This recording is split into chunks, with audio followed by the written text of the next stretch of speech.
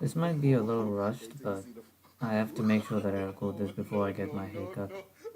It's already enough missing my moustache. Look at me, man, I look weird. Imagine with a haircut.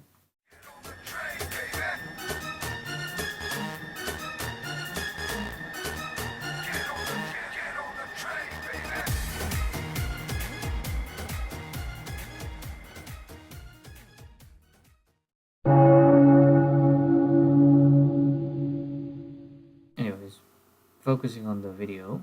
Hello, I am BlitzBoyHD, a train fan, and one of my life goals is to return to South Africa and contribute to an urbanist movement. At the moment, I'm in Seattle, but I am going to come back and get involved, unless something changes. I'll go into more detail at the end of the video for anybody interested. For now, let's go over what exactly an urbanist movement is.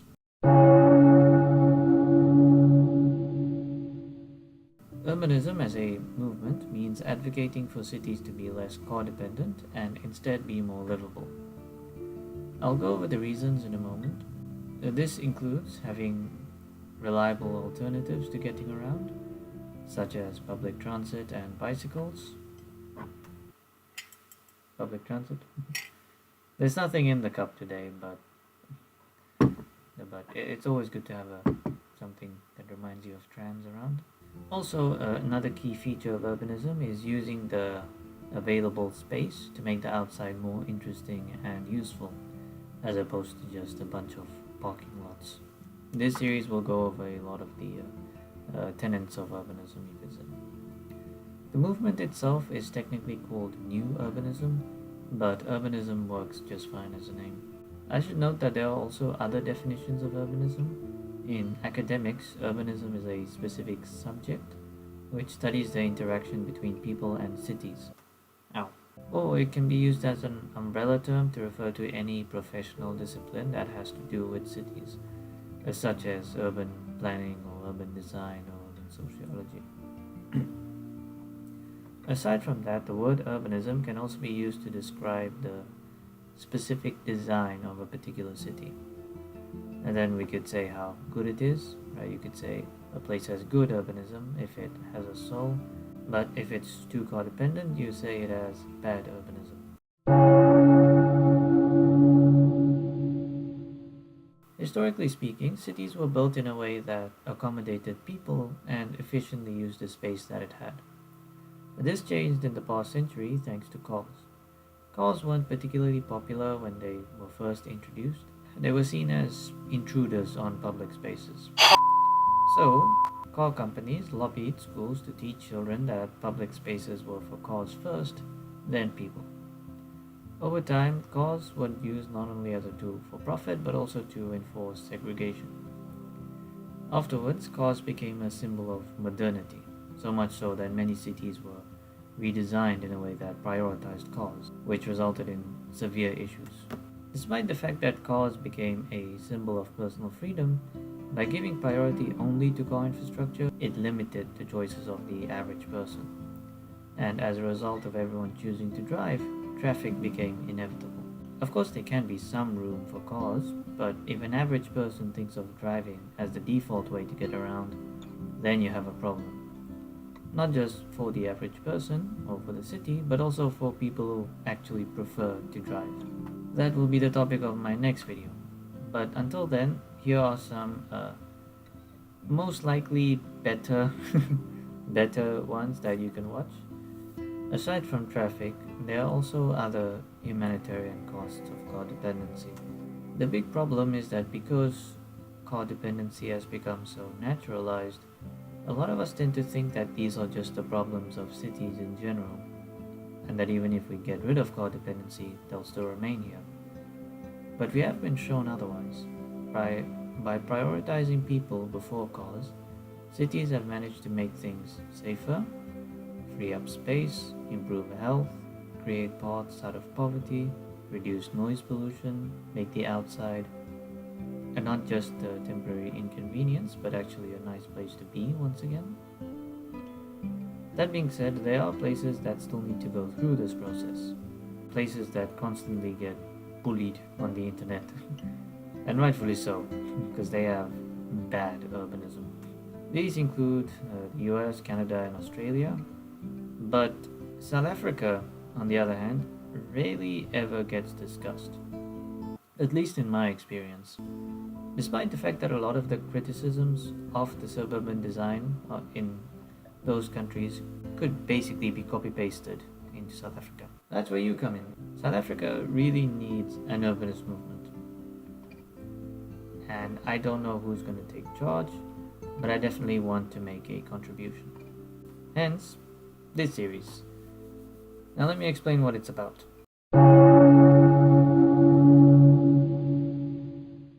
Let me clarify, this is not an educational series. I will not be teaching you what you need to know in order to become an urban planner. Rather, this is an agitation series. I will go over enough about urbanism in a way that you understand your perspective and your role in this movement. For example, I won't be teaching you how to zone a place or how to build a street, but I will be going over how zoning is done and how it can affect your life, or how street design can change your everyday life, and so on. The purpose of this is to help you understand why you should care about it. But why get involved? What's the goal? Why bother? Isn't this stuff for urban planners to focus on? A lot of urban planners are really trying to do the best they can, but they face severe limits. Urbanism, like anything related to a person's life, can be made political, and the goal of anything political is to become normal. Remember those examples that I pointed out? Of places that improved their cities? Well, those didn't happen unopposed. Anytime they were proposed, there was fierce backlash, as codependency design was considered the default. That, alongside the general ignorance, gave huge obstacles to the urbanist designs that we know and love today. Still, those places aren't perfect. There's still work to be done, but the difference between us and them is that they don't have this codependency burden when it comes to improving their cities. Instead, their default, non-political position is to build around people first. That is the goal of this movement. I don't think we'll ever truly achieve a state in which our cities are perfect. In fact, I think the process of building good urbanism in Cape Town and the other South African cities, I think it's going to be a very slow movement, but it needs to be done. In order to get there, however, we need that momentum. That way, our planners have the room to make people-friendly infrastructure. Now, what is your role in this movement? First, educate yourself. Outside of the videos I'm going to make, there are several arguably better videos which should help you understand what is going on. I'll see if I can make a playlist of them. Aside from that, see if you can get in touch with professionals, evaluate the existing urbanism of Cape Town and other cities, but also find out about the history of these cities and much more, right? The financial side of things, etc. There's a lot to do, but let's start now. Let's create a South African urbanist movement.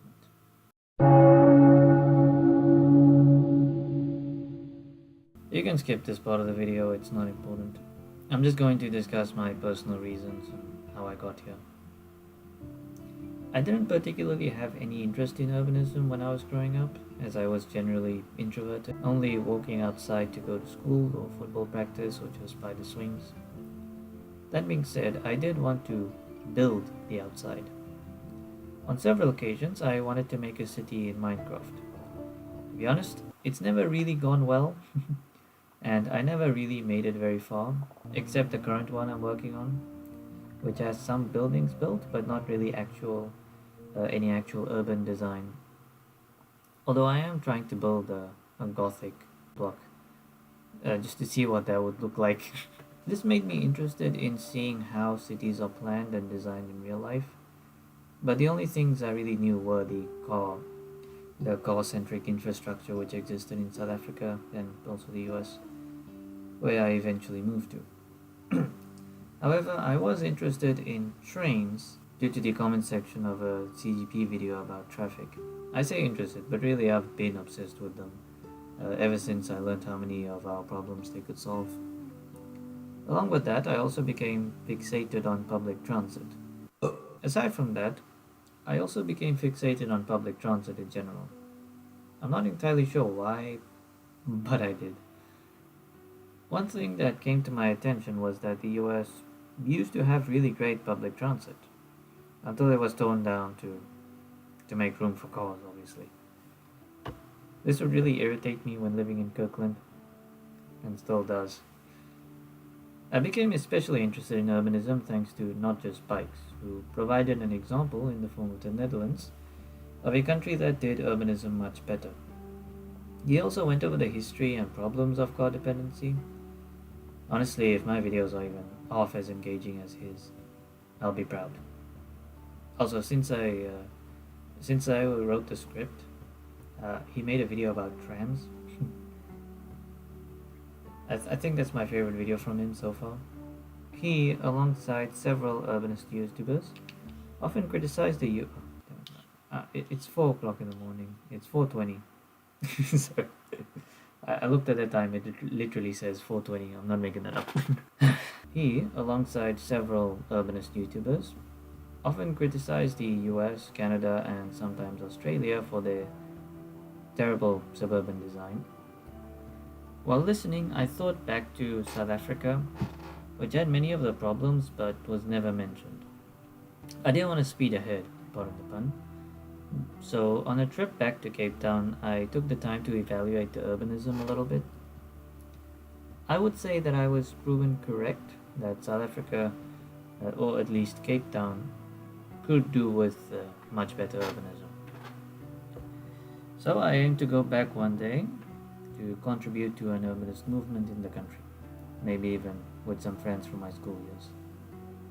I swear, I've had dreams at least once a week where I was playing cricket with the boys, or there was like a civil war going on in school, or whatever.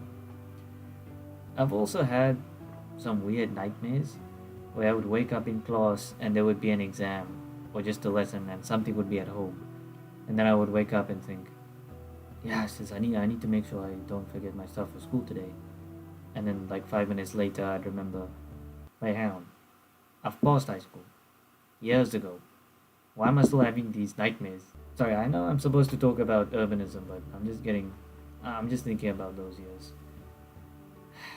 Anyways, so I want to contribute to this movement, and so far I've made a practice video which explains some of the things I'll go over into more depth in this series. Also, I would consider that video to be my magnum opus in my old style. Magnum opus? I think that's how you'd say. Right now, my course of action is to make this series and then return to South Africa in a couple of years, maybe sooner, to get involved in the movement more directly. I currently don't have any education in urbanism, nor any experience, so I am very open to anyone who has some constructive so I am very open to anyone who has some constructive criticism for my videos. Also, another reason why I want to contribute to this movement, beyond any specified goals, is because I feel I've been a bit of an underachiever in life. So hopefully this will get me somewhere. Hello everyone, editing BlitzBoyHD here. I'm gonna cut to the chase. In between recording the video and just as I'm finishing up editing, I received the news yesterday, as a matter of fact, that my father had passed away. I don't want to go into too much detail about this, but he very often told me the importance of using what I have to help other people. Another personal reason I want to get involved in this movement is because I would like to dedicate my efforts to him. He always told me the importance of helping people when I can, and I think urbanism is my way of doing something for the world. I do apologize that this sudden message came out of nowhere and may have dampened the mood slightly. I hope this next clip cheers you up.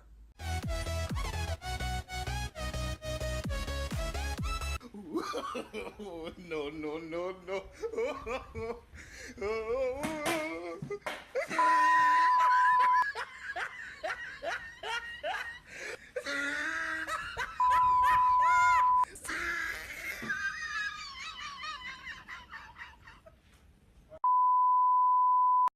Well, thank you for watching.